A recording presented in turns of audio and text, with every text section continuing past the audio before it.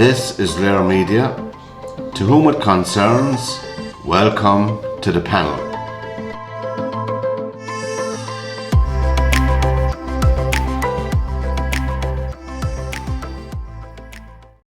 Good evening, everybody, and welcome along to this edition of the panel on lirmedia.tv. And we have an email, info@lirmedia.tv, for all your comments. And thanks to all the people who've taken the time to comment on the show.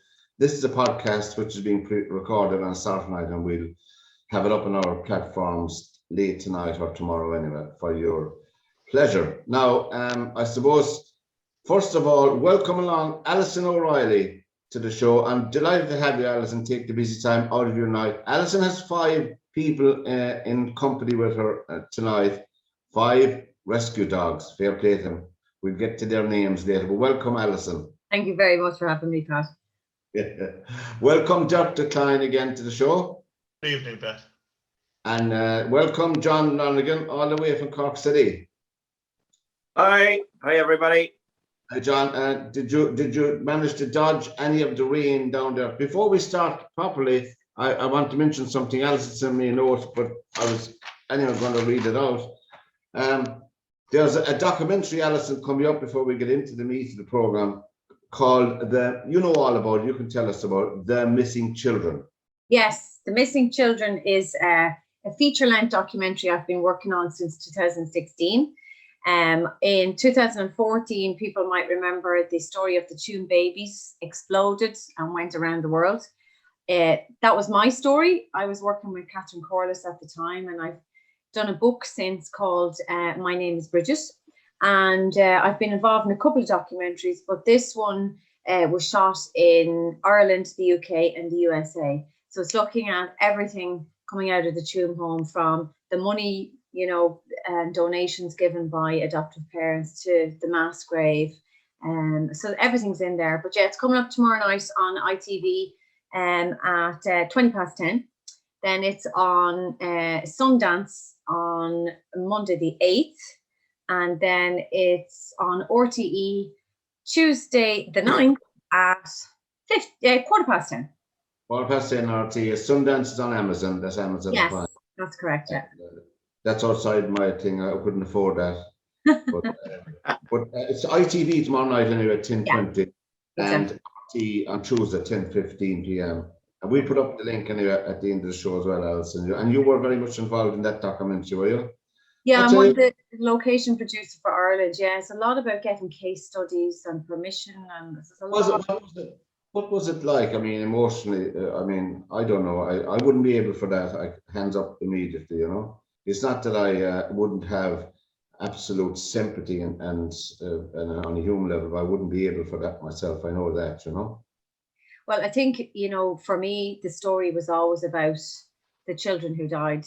The survivors are the real heroes, because they'll tell you their own personal stories. And anybody who's been through any of those systems, the Magdalens, the industrial schools, being bordered out, any of those things, there's a fractured childhood there, and it stays with you. Your childhood stays with you for the rest of your life. So there's a lot of issues and a lot of trauma, a lot of memories, things that people, are still trying to deal with. But I suppose the difference with that story was, you had a woman in Galway just researching the home with no massive team behind her, no funding. And then Catherine Corliss, I get in touch with her and another woman called Anna Corrigan. And together we put out the story of the 800 babies in a mass grave, never ever thinking it was going to explode the way it did. And it really didn't explode until the international media got hold of a national story to make the national media here react. So huge story. But yeah, it is. Look, it's devastating. And for me, it's about how those children were treated and labelled and discarded and in mass graves all over the country. It's not acceptable anywhere, and it didn't just happen here, it happened all over the world. And John, before I come to you, Dirk, John, well, I'm a bit older than you, John, obviously, but it was a normal occurrence, I know, in the village I grew up in. I cannot mention the 2 girls because obviously they'd be they're related to me, but their children, they were snatched away on the whim of the parish priest, put into the homes in Bray, and sent home. The very minute their child was born, they didn't even hold the child. I can't even talk about it. And they was in back home, and that was our Christian country. I grew up in John in the 50s and 60s, and it's anger is the word I would use. What do you think, John, of that? You'd know people yourself as well. Yeah, the anger is very, very raw. I'm looking forward to that program, actually. The amount of people that are affected by it, because it was hidden for years and years and years, obviously, as we all know, people are, myself, having gone through the adoption process in Ireland ourselves, myself and my wife, and how difficult it was for us and all the inquisitions we had to have. And, I had two friends of mine who went for adoption as well. And I won't say what, it was a religious people came and they inspected the drawers of their kitchen units just to see was it dirty so they could give out a child. And then you had this atrocity happening years previous, it's horrific. And Dirk, you're originally from the Netherlands, and can you remember yourself, was there the same situation there, or how was it if a girl obviously had to become pregnant, not a man, an underage, 14, 15, 16, what invariably happened? Did the family embrace them and mind them and look after them, or was there that set up there in the Netherlands as well? To be honest, Pat, I never really got into that too deeply, but it never occurred to me that something like that would be around. But having said that, from my own modest experience, in a different way, also to do again with church. My mother wasn't Catholic, my father was, and they were put in a very, very tiny apartment. They weren't allowed to buy anything because of the mixed marriage, but the Catholic Church would provide them with a place to live. But it was infested with rats, all kinds of creepy qualities, and they just had to take what was given to them. So, but a lot of these things, there's such a level of hypocrisy there as well. Like even what John mentioned there, like they came to his house to check his drawers or his house was clean enough for a child. On the other side, they just discard them as garbage themselves, really, which to me is shocking. Now, I have to applaud Alison for this, because I mean I do a lot of research on the Holocaust, and I tend to go to look for the children, the victims there, and it physically affects me when I just read about it. When I look at the pictures and at the faces, it physically affects me. So I can just imagine what you might have gone through just looking at all the stories and the details of those poor souls that were just dumped as if they weren't any, as if they had no value. I mean, I think that's just I can't comprehend that. It just unfathomable for me, for someone like me, I suppose. I don't know. And Alison, what about what's the name of the book? Sorry again, you wrote. My name is Bridget.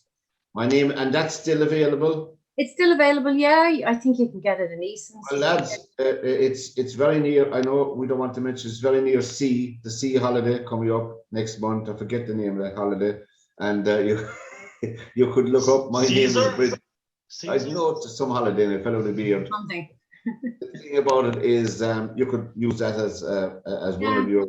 Yeah, I think it's the story of Bridget Dolan, who had 2 babies in June. Yeah, that did happen. Yeah, she was raped, and then it didn't matter how you ended up pregnant. An assault meant it was still your fault. You're the woman. You shouldn't be pregnant outside marriage. So, and then the second time, we're not sure, but she was a domestic somewhere and ended up back there.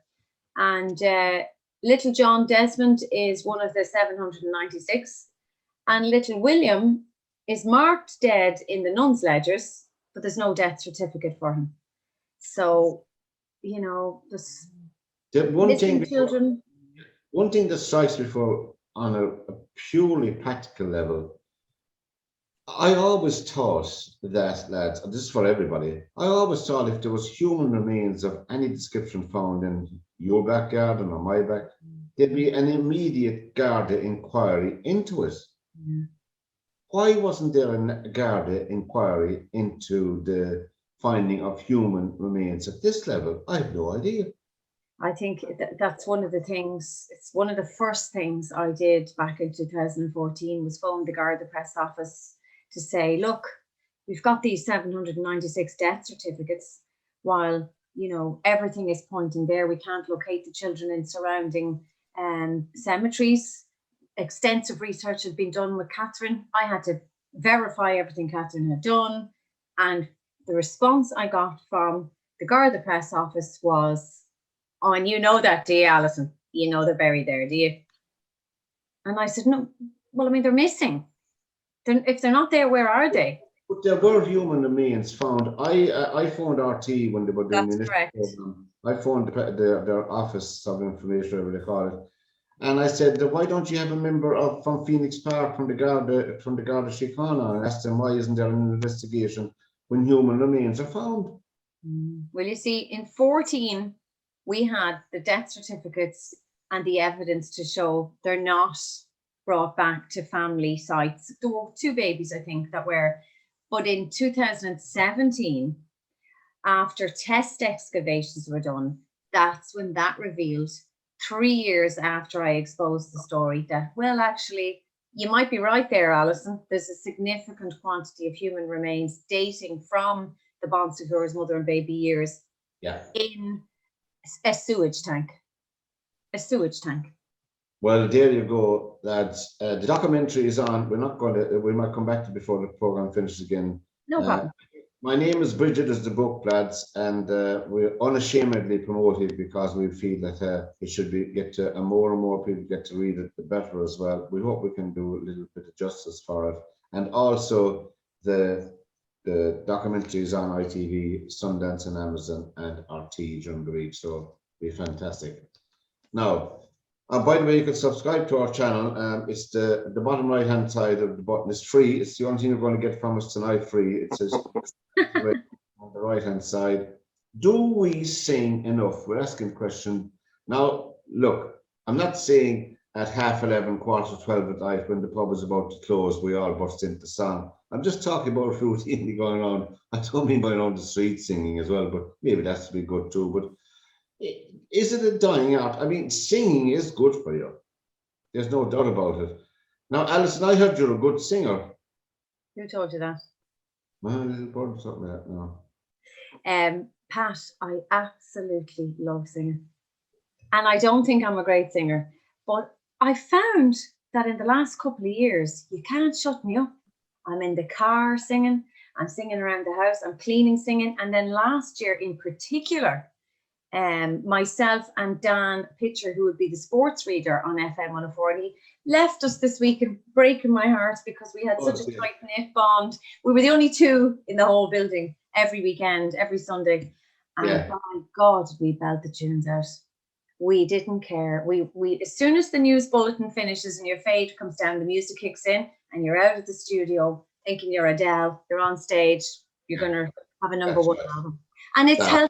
It's really, really healthy. And I've actually really felt the benefits of it, particularly in the last year. And Dirk, I know you're well known now. Dirk lives out in Corbally in Limerick. He's well known as well, they mightn't understand all the words, but they recognize your voice instantly, I believe. Straight away. One tone and they know who it is. Like I said, that's our Dirk. No, I believe there's a lot of people, especially in my house, they actually might think that I sing a bit too much sometimes, because I sometimes hear them shut the phone. But anyhow, but no, I do like singing, and I make no apologies for that. I sing wherever I can. Put me in front on a stage, and I'm all yours. I mean, you won't be able to shut me up. unless you pay me, of course, but which you don't do any of that. But but singing has always been a big part in my life. I mean, I love it. I love singing. I'm not saying I'm a great singer, even though John, I know a few tunes. would you have a few bars at the banks and all of that down there all the odd time? Well, it's amazing. I've never learned the banks, right? But I done a bit of music myself. I've done one-man band myself, and I love singing. And it was everything for a long time in my life. I'm sure Mary Hona would maybe help me a few times at a couple of festivals late at night, early in the morning. Yeah. And but I found opposite to Alison, I found in the lockdown the first year I stopped singing. I stopped listening to music. I stopped the interaction with it. And I love my 50s, 60s. That's my type of music. I just love it. I don't think they've written any songs, anything like them since. And, I would, there is an odd few in the last few years, as Alison said, Adele, and, there's some lovely songs out there. But singing, I would sing morning, noon and night before the lockdown. And gradually now I'm getting back into it again, I have to say, during the lockdown, actually, I've started singing a bit more, even, believe it or not. But I sing every day. Really, not good. Lately, it's been fantastic. I think I've discovered music again myself, because as you said, lockdown, you were distracted, you were depressed. Most people were depressed without realizing sometimes. Your whole routine was gone. But when I separated from my wife before I got divorced, I was living in a different village, in a different house. I just got this house, and there was a granny flat next door, but I never took any notice of it. The first night I slept in bed there in the house, and at 4:45 I woke up with this singing next door to me. I think it was Que Sera Sera was the song she was singing, the old lady next door. And I had no choice only get up, because obviously it was right next to the bedroom. I had never met her. I knew she was there, but I had never met her, because I was gone in the morning early and back at night, and she was in bed opposite early. But I got to know that lady very well. I recorded her. We had a little community radio on 6 Mile Bridge. I recorded her with all the stories that we used to hear growing up in the 40s and 50s and 60s and the 50s and 60s. And she was a beautiful singer. And her daughter was an only child who was married to the husband who owned the house I was in. They owned the house. I did all the recording, and we did on the CD for her. It's the only recording she has of her mother since, But she was singing every morning, absolutely every morning. And the woman was living on her own, but she was happy. And I said, that's a fantastic way to greet the day. I'm not saying it's sort for everybody, but I think we've lost the art of storytelling and of singing. I remember growing up in the village, and they used to call to our house at night. We'd be all of our turns. They'd be in our house one night, they'd be in the neighbours the next night, and all of that. I don't know. I mean, I'm not saying we should go back to Comey maidens dancing to crossroads and all of that, but we should go back to a sense of community, watching out for each other, minding each other, like we just mind each other growing up, but we don't have that anymore. So we all agree, we can all be thinking of a verse of a song now before at the end of the program that we'll all have to warble together.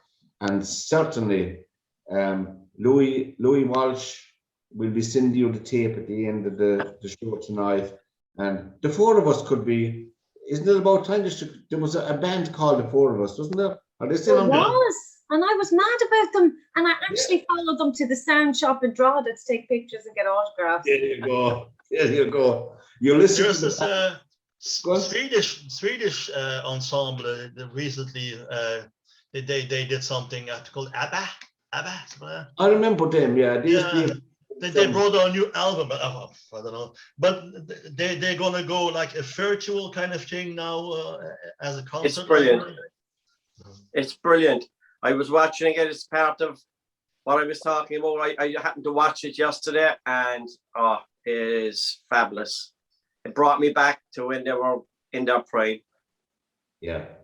After one more thing on singing though, and this is something that disturbed me a couple of weeks ago, because as you know, Pat, I'm into rock music and heavy metal, but I felt myself singing along with a Bee Gees song a couple of weeks ago, and I thought, what is happening to me?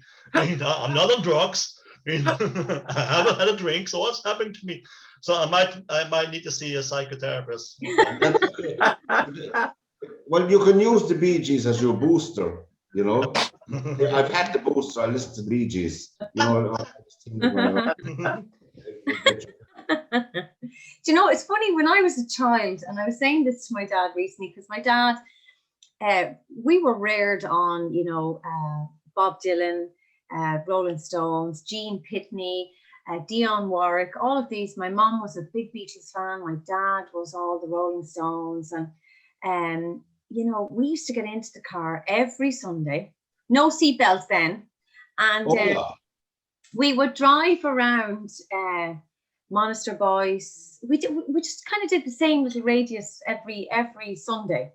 Monaster Boys, Mellifont Abbey, Newgrange, with this blaring in the car. And there wasn't a song we didn't know. There was not a song we did not know. And, you know, the way you can have those memories now, know that music, connect to it. Like, music can get you through just about anything. I think I rely heavily on music. I associate songs with times in my life. My dad had great taste in music. My mom's a great dancer. You know, all of those things. It's just absolutely. And I was listening to an interview with what's his name from the Kings? Ray Davis. And obviously he's more chatty, because I remember him in the 60s and 70s. It was a bit, but he's more, obviously, I think he's in his middle 70s now, you know. But such a chatter, great chatter, you know, and he never lost his youthfulness for music. That's the word I'd be looking for, I think. But they were, of course, my favorite group of the 60s were the Kinks. I just adored their music. I adored their attitude. I loved their songwriting. To me, they were far, far superior than the Beatles. It's actually funny. There was a documentary on the BBC about 2 years ago. This I forgot his name now, but he wanted to create the perfect pop song, but on a scientific level. So he used science for it, and had all these kind of parameters they were using, and then we were looking at the difference of bands. Now, the Beatles came up as bang in the middle of the road, and then above them were the Kinks. They were a bit edgy. They were a bit more daring than the Beatles. But the song that came up with then, and it shows you that music as an emotional thing, you can't do the scientific. It was complete rubbish. No one liked it. They tried to sell it, and no one liked it. So, but no, it's funny you mentioned the Kinks there, because they were a bit more seen as an edgier band than the Beatles at the time. Oh, Itchy-Coo Park and Waterloo Sunset does it for me all the time. You know? lovely. Yeah. The panel is a program on LiRmedia.tv. Tell all your friends about us. And we have an email, info@LiRmedia.tv. We'll just touch on this because there's a topic all the week, lads. There was a gathering in Glasgow during the week, all the week, for the climate lockdown, as I call it, the climate conference. In my opinion, it was an utter total failure. I have no idea what the point of it was. What am I missing? I have no idea. John, did you check into any of it about our Taoiseach, Micheál Martin, was over there and he said, we must do more. I think that was one of his contributions. We must do more. I have no idea what he's talking about, you know. Does he mean getting rid of our peat industry like they did, and then importing peat from Latvia and Germany? Is that what he means? I don't know. Nobody knows what that man means, Pat. You know me. I actually love him. To me, it was a disgrace. Why they didn't do it over Zoom? Why they all had to show their power? lack of masks when their guard was down. You know, everything they done to me is all wrong. They could have done all this over Zoom. I don't know. I don't think there's any will on behalf of what they want to achieve. I mean, I did hear something, again, I don't listen to what Martin has to say, but I read something yesterday, and he promised that Ireland would have 30% of carbon emissions down by 30%. And then when he was asked by somebody else, they can only actually achieve 10% in that time frame. So his figures were all wrong, but it doesn't surprise me. Like, everything they say is gobbledygook. And Dirk, did you find it all depressing?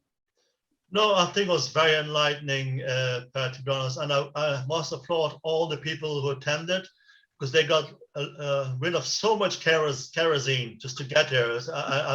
Clearly, they must have done the world a lot of good. And also, they just had all these planes being, again, like, you know, at least they were not standing still anywhere, like, you know, emitting stuff, whatever they do. No. No, it was a complete joke, really, the whole thing.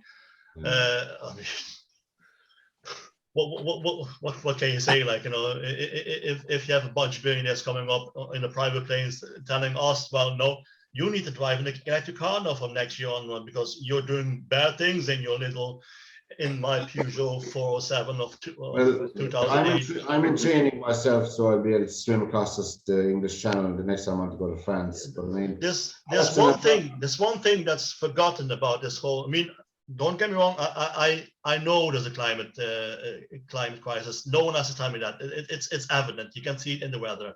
Let's not fool ourselves about that. It is happening. But you make changes by doing small things first, not the big things. It's what they're doing is like it's like building a house, but they start with the roof and then they come down. It's never going to work. But one thing that's forgotten, though, especially when it comes to electric cars and you know, battery run devices. No, I usually don't like Channel 4 News that much, but they did an excellent documentary there last week on the effect of cobalt mining in the Congo. If you just would see the horrors of it, people were getting sick from it. Just the powder of the cobalt, whatever. The people were born, this babies disfigured when they were born. People dying left, right, and center, just because we can charge our phones a bit longer, that we can drive in our electric cars. Now, I've never seen the likes of Greta Thunberg go to Congo to look at that bit of the green energy.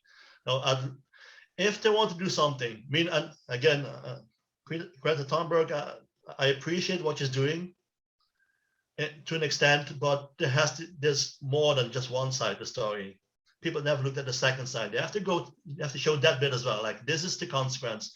We can A, B, and Z, but D, E, and F will be the consequence of that. So, I mean, that's what's missing in this whole debate. And that's where you lose people. Because if you start losing people, you might as well give up on the whole climate debate, because it's not going to happen. And Alison, was there much coverage on the radio station? There was enough coverage on the radio station. So I listened across to a few of them, but after a while you get tired, because they seem to use the same spokespeople all the time. I'm not saying there's nothing wrong with them, that they know what they're talking about, but really, was there much coverage? I didn't sense any urgency myself. No, I think as well, you know, there was a lot of coverage this week because the Taoiseach was addressing COP26, but you know, talk is cheap. It's all talk, isn't it? And you know, you're making this pledge of over 220 million a year. You know, we have to cut carbon emissions. There's so much more we need to do as a country. And the fear I always have is when these things are over, that's it. You know, I mean, every week on week, Extinction Rebellion. Now, I'm not a big fan of Extinction Rebellion, but I see a lot of their points, you know, every week almost they're holding protests here, there, and everywhere. to highlight these issues. And Yes. it's infuriating to watch it, because we're not going quick enough. You know, it's not, there's a crisis coming. The crisis is now. And I'm going to say something that's probably not very popular either, but you see people out marching and you see people, you know, trying to highlight this. But we all, every single one of us, have to play our own role also. And certainly I think, and maybe it's, you know, maybe it's just a lack of education, but I think it should be something that teachers need more access to on the curriculum, to make it more understandable for children, for the next generation to actually just know this stuff off the top of their heads. But down to the individual, a lot of us don't know how to use our bins properly. A lot of us are, I mean, I'm in the inner city and I'm watching fireworks going off since July. You know, hugely damaging to the atmosphere. How do you police something like that? Terrifying wildlife, terrifying my dogs, terrifying so much. And the rubbish in the inner city is not helpful. That's us that's doing that. We're doing that.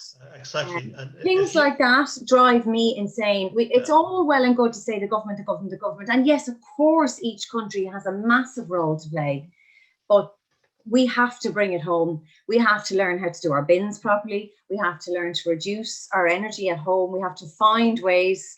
And it really plays a massive part for each family to do something. And I do understand a lot of things are expensive, and to change is expensive.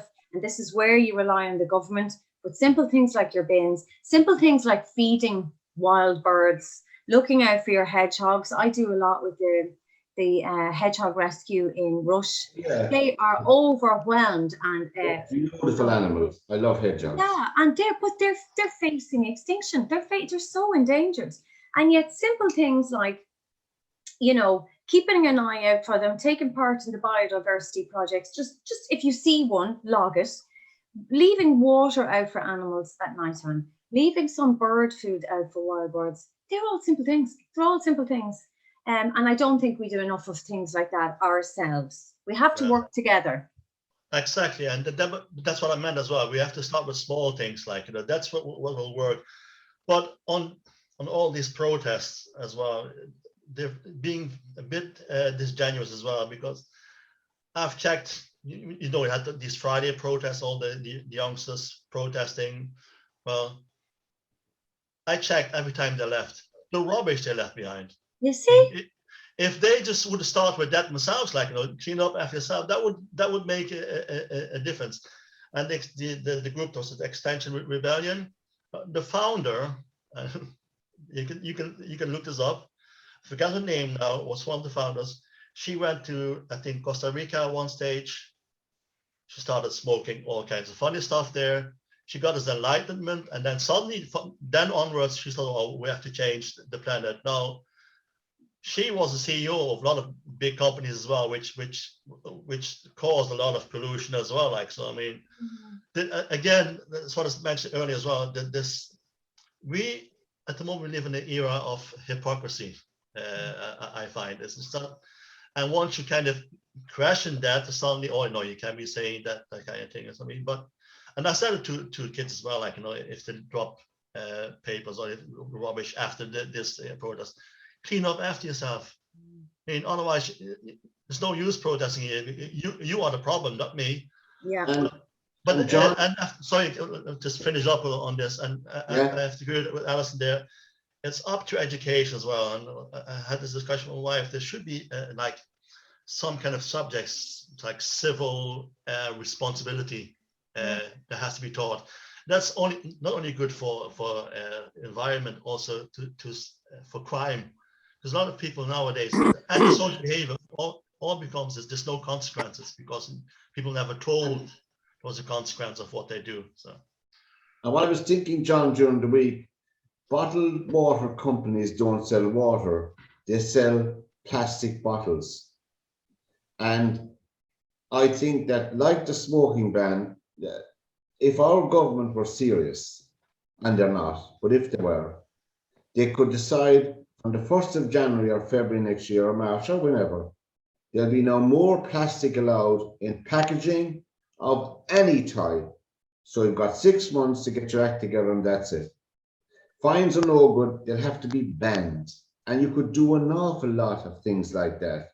I mean, I went in to get, I couldn't open the thing, I'd get a knife, a very sharp knife, you know the fish you buy if you don't have a fish shop, and they're in this sealed packet. I couldn't open, I mean, I couldn't open it without getting a sharp knife. And there was 3 layers around it, and there was a plastic thing that was on as well. And I was saying, well, what am I doing? You know, it struck me, why am I doing this? You know, it's mad. It's complete. John, what do you think about this plastic? I remember going to Holland to my sister-in-law, and Dirk will probably realise all this. And this was 27 years ago, maybe before, 27 years ago, yeah. And I couldn't believe my sister-in-law that she was putting all the rubbish in one bin, plastic in one bin, and so forth, and all the rubbish was separated, and they had separate bins for them. And also, when my brother-in-law would go to the off license or the pub, he'd bring back the bottles to the place, and he was getting money back on them. Money back, yeah. That's going on 28 years ago, and we still haven't adopted that here in this country.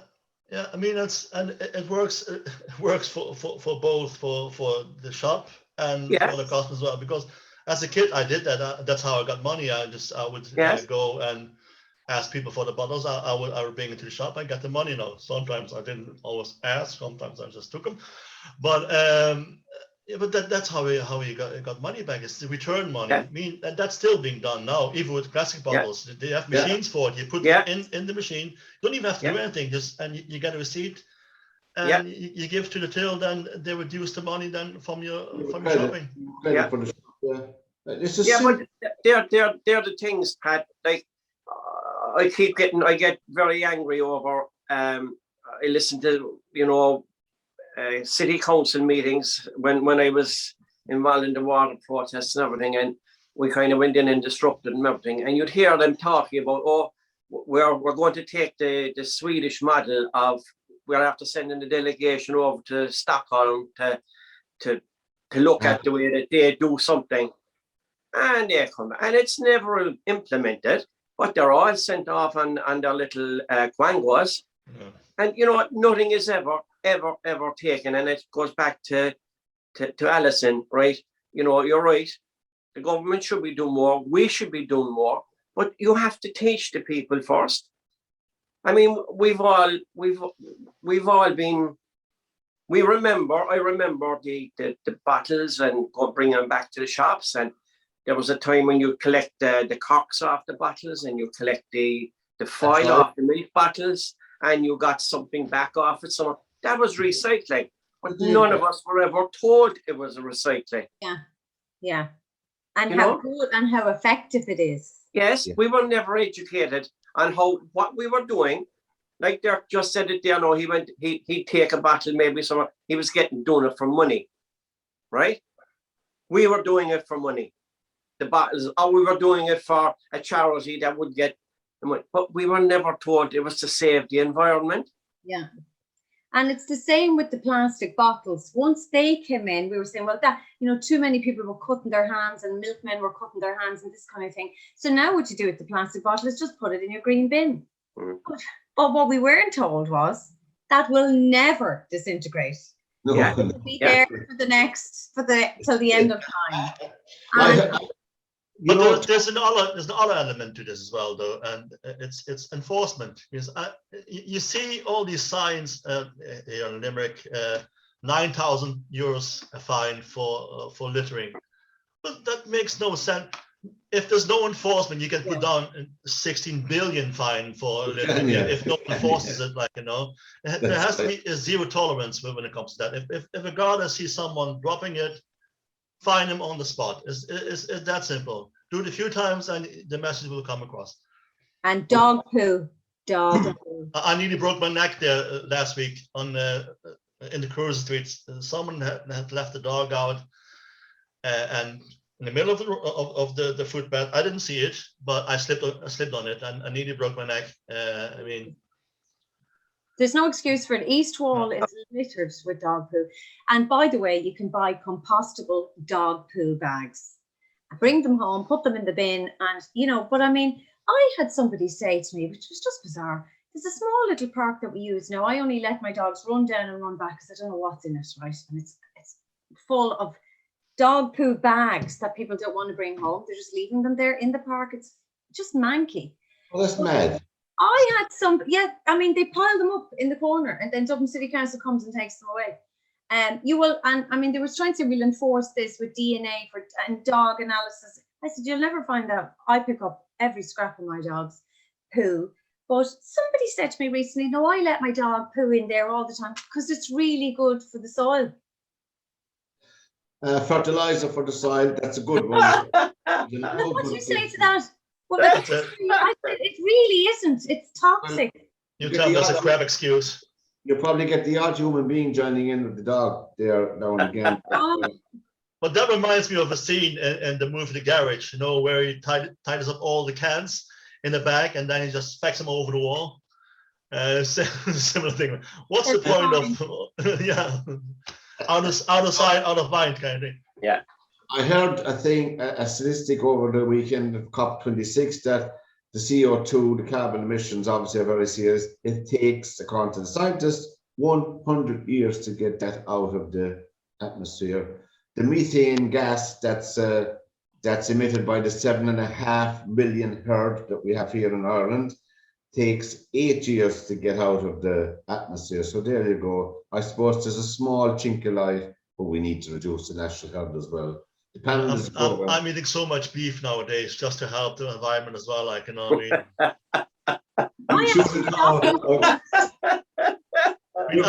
be getting obese now. I mean, they have another problem then. Cow safaris. Alison, that's something you could talk about. A cow safari, culling.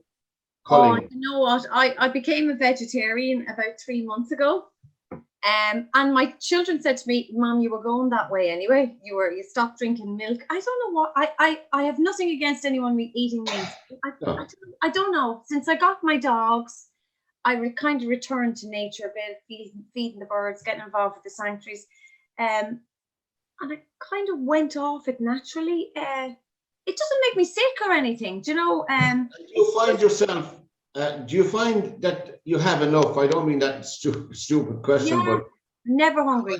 That's the only thing I worry about myself, not being I worried about that, but I've actually been educating myself as I go along, and I see, once you've plenty of nuts, like I'd have porridge in the morning with oat milk and berries. I'd eat tofu, a lot of nuts, kidney beans, all of those things, and I'm never hungry. I make sure I have 3 meals and lots of water, but I'm trying to make sure I'm reading the whole time. Am I getting enough vitamins? Am I getting enough of this? Am I getting enough of that? But I am happier. I don't miss the burgers and all that kind of thing. And I just think it just happened naturally. Again, I've nothing against anyone eating meat, but I don't know what it is or why that happened. But something went off in my head. You'll never go hungry anyway, because you have 7 dogs. You could always eat one of them, if you're out. Little baby. John, a dog. No, John, would you ever be? I know you like your meat. I like my meat as well, not that often, but I don't think you'd be a man now that would be turning to become a vegetarian, would you? No. I grew I spent a lot of my childhood down in Tipperary, in southern Tipperary, my grandmother's house, and herding the cattle in the morning for milking and feeding the sow and feeding the chickens and collecting the eggs. That to me is nature. That was nature to us, and I enjoy my meat. I enjoy my food, and again, like Alison, I have no problems with people who don't want to eat meat. Yeah. And it should be vice versa. Yeah, that's not always the case though. When you listen to some of vegans, for instance, I don't want to generalize, but there seems to be a very militant element there as well. This joke. How do you know if someone is a vegan? he tells you. But, It's true. But you know, veganism is Hello, hang on a second. We have a contributor on a Saturday night. John Wood. John has gone vegan totally, isn't he? Lately, and all his family, John, and he was giving us because I was asking him if I was staying with him, what would he be giving me for breakfast and all of that. But when he mentioned it, he really delved into it, and really, there's some fantastic stuff. I wasn't aware of it, obviously. I'm not aware of it, you know. But I don't eat meat that much myself anyway. But Alison, we wish you the best with that. And if you ever need a turn up, just give us a ring. The panel is the program on LiRmedia.tv, and you can give us an email anytime, info@LiRmedia.tv, and press the red button to subscribe to our channel. Now, our music, before we finish up tonight, we just zoom down these two. Oh yeah, your favorite smell. Mine would be the smell of silage in the countryside going along. It reminds me of my childhood, and there's something refreshingly. I think I know it's a stupid thing to say, but it's as a cleansing, a top of a cleansing effect, whereby the cycle of growth and the cycle of life. Alison, I'm sure now you grew up in the country, didn't you? I grew up in Drogheda. Yeah, and you did you like the smell of silage now when you came across it? No. You get that down at my granny's house in RD. You'd say, "Oh God, put up the window quick!" Poo. It's too late to close the window. Yeah, got in anyway. No, do you know what I love? Apples. I love the citrus, and my mom used to make these gorgeous apple tarts, and she'd say, "Hold the bowl," and then she'd cut the pastry away. Oh yeah. Yeah. I was always allowed to cut. And then you could play with a little bit and kind of cook some sort of a half attempt at something with a bit of pastry at the end. But apples, I love apples. I love the smell of apples. It reminds me of cleanliness, freshness, healthy, gorgeous. Anything citrus I like, but apples was always my number one fruit, and reminds me of the apple tarts my mum made. And John, your favorite smell apart from being silage? What? Well, it was, as I said earlier, it was the cows, bringing the cows in the morning, and they pour it up in front of you. That smell it lives in my mind forever. And when we used to be traveling the country with my son, and especially if we were out early in the morning or late in the evening, the smell of it, I used to love it. My wife was getting sick, but I'd have the window down, night breathing it all, and I loved it. Oh, lovely. And Dirk, what about you? What about? There's no smell like napalm in the morning. No, I want to go. I love coffee. The smell of coffee. That's, to me, that's the best. I mean, I don't drink tea. I don't think there's a smell of tea. I don't know. What there is, coffee in the morning or any time of the day. I mean, that if you want my attention, put on coffee, and in a few seconds I'll be there. Coffee, smell of coffee is. Well, it's all, and the smell of freshly cut grass. I think everybody can identify with all those beautiful smells. Yeah. And before we finish up, I'll put on a little thing there about, obviously, showing my age. Are you a fan of the 1950s music? Obviously, I'd be the only one in that category here. So. No, me. So, are you 50s, 60s, 70s, or 80s? John, what about you? Are you nostalgic for music? 50s and 60s, love it.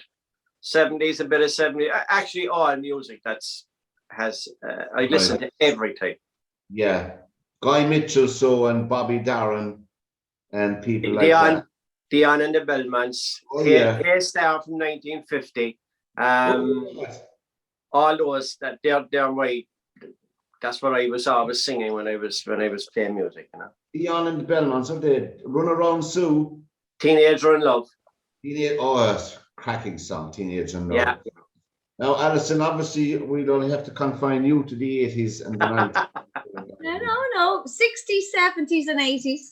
60s, yeah, rarer than that music, but I like punk music. I loved punk music as a teenager. Yeah, I loved like the Buzzcocks, the Sex Pistols, loved all of them. Yeah. Would what's her name be a punk? What's her name? Oh God, the Devilgate Drive.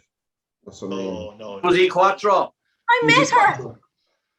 Did you? I'm I trying to met her. contact her.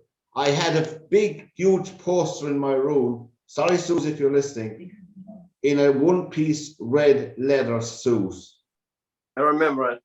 I don't remember anything else in the picture, but I remember that. But she had the guitar as well. Oh man. Gorgeous. She was good. She came, I worked in 98 FM and she came in and I interviewed her and I have a picture with her. Beautiful woman, beautiful. Was she wearing a red suit? No, for God's No, sake. she was wearing this like electric blue jacket, but she said, I remember her saying, I remember saying to her, you were so gorgeous. Was it like intimidating for other women to be around you? And she said, no, I never stole other women's men. And I was like, well, then the girls would have loved you. That's it. Yeah, she was really loyal to women. Yeah, yes. I always loved her music. Well, I suppose she wouldn't be punk. She'd be rock, really. Wouldn't she? Rock. Glam rock She'd kind be of. rock. Glam rock, really. Yeah. Glam rock. Oh yeah, like what's his name? No, don't mention him. Yeah. I know what you're going to say. Don't mention him. Or the leader of the gang. Yeah, no. Are you the 50? We didn't mention his name. I shouldn't be laughing, really. Are you 50s, 60s, 70s, or 80s, Dirk? Well, my age, I'm more late 90s, early 2000s, like, you know, I mean, I'm a young fella. So I know where you get this from, 50s, 60s, 70s, 80s, like, no, I would be band days or something. No, I like good music in general. I mean, I'm from Mozart to Metallica and anything in between, really. But I have a soft spot for 80s music, 80s, what they call hair metal, hair rock. You know, the big hair, White Snake, and those kind of people. But I love punk as well. I mean, I like the undertones. They're great. And there were a few great Irish rock and punk bands as well. I mean, and that's a pity because nowadays Ireland seems to only be able to produce bands like Westlife and Boyzone, and that's the only thing I don't like in music is that manufacturers kind of they put music in a blender and just blend it around, take out the soul. We don't need this, and it's just whatever it is. It's when I see men in white suits on stage, I don't care how good they are, I just turn it off. And Louis Walsh is looking for a new band. Have you heard that? He's looking for a new band. I'll suggest the three of you. Now, before we finish, is there anyone going to old fellas? Yeah, go on. Anyone going to say, Dirk can play the guitar. I have 1.5 tunes in the banjo. I could repeat them backwards and frontwards, so it'd be grand, it'd be fine. People wouldn't know, would they? John, we'll have to have a verse of a song before we finish tonight now. What you want, Pat? I sing the Teenager in Love if you want. Oh, Jesus. Whatever you like, belt away. Each night we had a quarrel. It almost breaks my heart. 'Cause I am so afraid that we will have to part. Each night I ask the stars up above, why must I be a teenager in love? That's it. Oh no, do another bit. Come on, keep going. Fantastic. Fantastic. You have a new star for FM 104 if you're stuck there now. On there. Not I ask the stars above. John. Why must I be a teenager in love?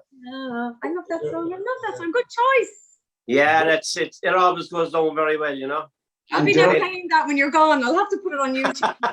It does all the ages. It's amazing how many people will sing along with it, you know. And I go to a party, well, only family parties obviously in the last year. It's always sing Teenager in Love, you know.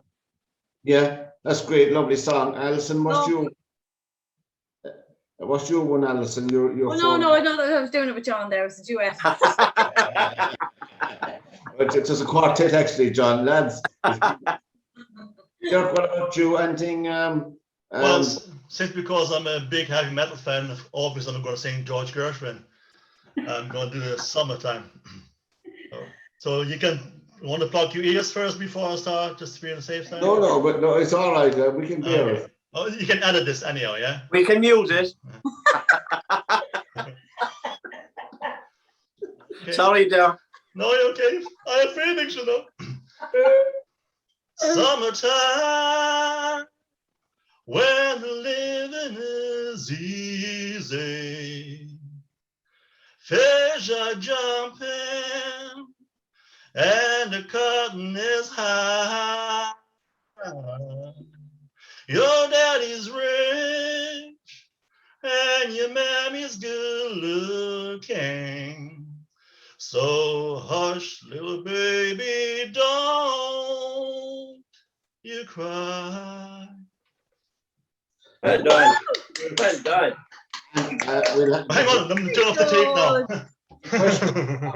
There's a fresh cup of coffee on its way, you know. You, Pat. No, I can't sing. I mean, if I could sing, No, Pat, go on. Yeah, yes. Do one as well. Go on. Go on. I have nothing. You do. I have nothing in mind. Do. Really. Oh, we know you have nothing in mind, but that's beside the point. Nothing in mind. Paul Robeson's but it's gone out of my head. But lads, it's been a blast. I tell you, for this Saturday night, Alison, we appreciate you coming on, and that documentary is on ITV tomorrow night at 20:10 and RT on Tuesday at 10:15. The Missing Children, and Alison's book is available for all presents coming up Christmas time. The Story of Bridget is still available, Alison. The Story of Bridget, we put a link up for that as well on our webpage. And as I said, we wish you all the best. You have 5 dogs, is it? 5, yeah. They're like, I imagine they're not even on the floor. They're here. They're all around me. That's cute. Brilliant. They're so quiet, aren't they? And they all get on well together. Oh, yeah. They're all related, believe it or not.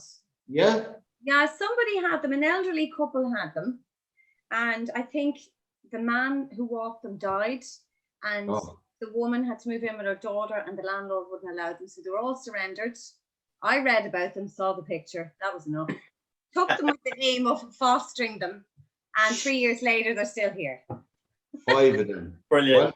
Well, Alison O'Reilly, from Dirk de Klein, and from John Lonergan. John, now that we know your talent, we'll have a slot now in the future, John. We maybe organise a backing track as well, and you'll never know, a new star of either LMFM or FM 104. Anyway. Exactly. I'll come and interview you all and bring the microphones. Until we By the meet. way, Pat, I have a new bank account in case you want to channel the money again. For the fee. The check you sent last time bounced. So maybe just I'm not going to do that. Just send me cash. And Is your IBAN number, Dirk? So again, lads, thanks very much for your Saturday night, and much appreciated. And thanks very much. And we'll see you again soon, sooner rather than later. So for myself, Papa, and all the gang here on LiR Media, good night and take care, and God bless. Good night, everybody. Nice to meet you, John and Dirk. Talk Nice to to you. meet you. Bye. Bye-bye.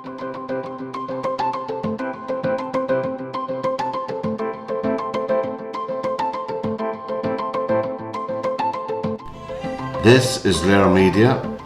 To whom it concerns, welcome to the panel.